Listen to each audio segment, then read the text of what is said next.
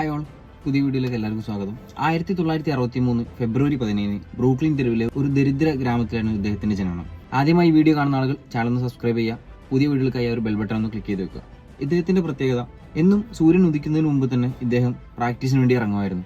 എല്ലാവരും പ്രാക്ടീസ് കഴിഞ്ഞ് വീട്ടിലേക്ക് മടങ്ങിയാലും ഇദ്ദേഹം എക്സ്ട്രാ 4-5 മണിക്കൂർ പ്രാക്ടീസ് ചെയ്യുന്ന ഒരാളായിരുന്നു. എന്തെന്ന് വെച്ചാൽ ഇദ്ദേഹം ചെയ്യുന്ന ഏതൊരു കാര്യത്തിലും the best in the world ഇദ്ദേഹത്തിനാവണം എന്നുള്ളൊരു ആഗ്രഹം ഉണ്ടായിരുന്നു. ഇത് മറ്റാരുമല്ല, ബാസ്കറ്റ്ബോൾ രംഗത്ത് തന്റേതായ കയ്യൊപ്പ് പതിപ്പിച്ച ദ ഗോഡ് ഓഫ് ബാസ്കറ്റ്ബോൾ എന്നറിയപ്പെടുന്ന മൈക്കിൾ ജോർദാനാണ്.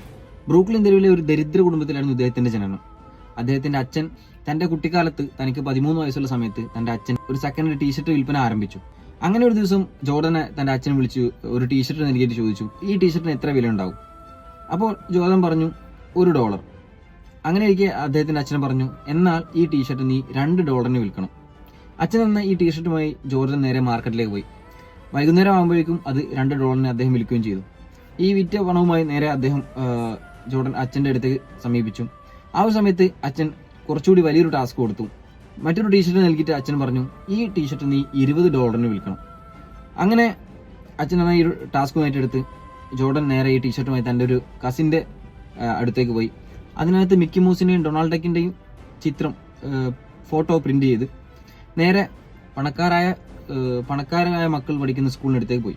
അവിടെ പണക്കാരായ അച്ഛനൊപ്പം എത്തിയ ഒരു കുട്ടി ഈ ഒരു ടീഷർട്ട് കാണുകയും തന്റെ അച്ഛൻ ഇത് ആ കുട്ടിക്ക് വാങ്ങിക്കൊടുക്കുകയും ചെയ്തു. മാത്രമല്ല ജോർദാന് $5 ടിപ്പ് നൽകുകയും ചെയ്തു. വളരെ സന്തോഷമായ ജോർദൻ ഈ കിട്ടിയ പണവുമായി നേരെ അച്ഛനടുത്തേക്ക് ചെന്നു. ഈ തുക അച്ഛനെ ഏൽപ്പിച്ചു.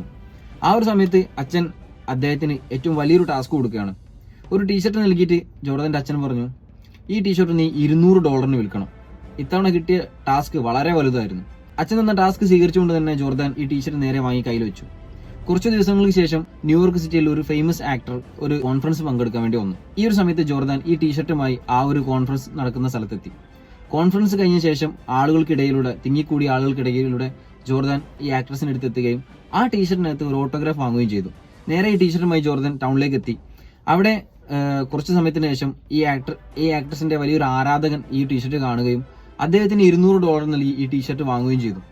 വളരെയധികം സന്തോഷമായ ജോർദാൻ ഈ പണവുമായി നേരെ അച്ഛനടുത്തേക്ക് ചെന്നു. അച്ഛൻ വളരെ പ്രൗഡോടുകൂടി ഇങ്ങനെ പറഞ്ഞു, ഏതൊരാളാണോ തന്റെ ഫുൾ പൊട്ടൻഷ്യലും ഒരു കാര്യത്തിൽ ഇംപ്ലിമെന്റ് ചെയ്യുന്നത്, ആ ആൾ ഇമ്പോസിബിളായ എല്ലാ കാര്യങ്ങളും ചെയ്തുകൊണ്ടേയിരിക്കും. അയാൾ ഇമ്പോസിബിളായ കാര്യങ്ങൾ വരെ പോസിബിൾ ആക്കുമെന്ന്, ഏതൊരു കാര്യവും അച്ചീവ് ചെയ്യാൻ സാധിക്കുമെന്നുമായിരുന്നു അദ്ദേഹത്തിന്റെ അച്ഛൻ പറഞ്ഞത്. ഈ പൊട്ടൻഷ്യൽ കാരണം കൊണ്ട് തന്നെയാണ് ജോർദൻ പിന്നീട് ബാസ്കറ്റ്ബോൾ രംഗത്ത് ടോപ്പറായി മാറിയത്.